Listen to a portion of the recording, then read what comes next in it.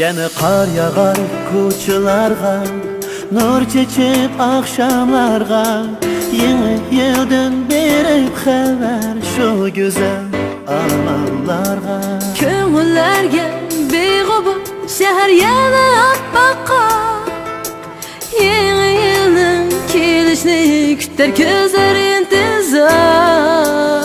Bugün katta tantana, tabriklashar hammalar, suyishganlar sayla qilar, orzular bizga hamroh bugun. Bir-biriga baxt tilashar, Yana yeni ijodlar, Yana yeni navalar ushbu yil muborak bo'lsin. Yeni yil baxtga to'lsin har ko'ngil, omadlar yelib kelsin.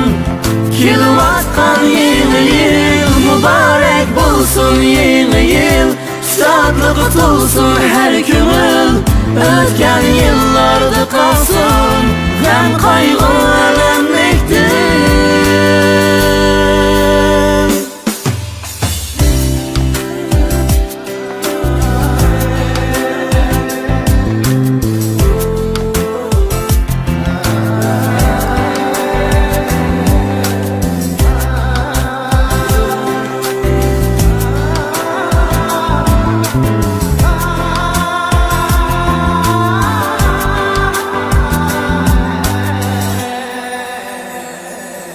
Oppoq qorlarda o'ynab yurgan erka bolalar, xo'shallikda samaga yetar shodlik kulkilar.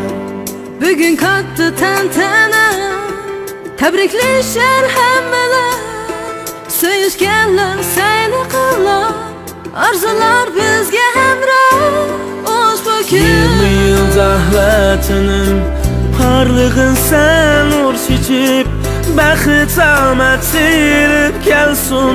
Kelayotgan yeni yil, Dilazorlar yarishar, bir-biriga baxt tilashar. yana yeni ijodlar, yana yeni navalar ushbu yil muborak bo'lsin. Yeni yil baxtga to'lsin har ko'ngil, omadlar ilib kelsin.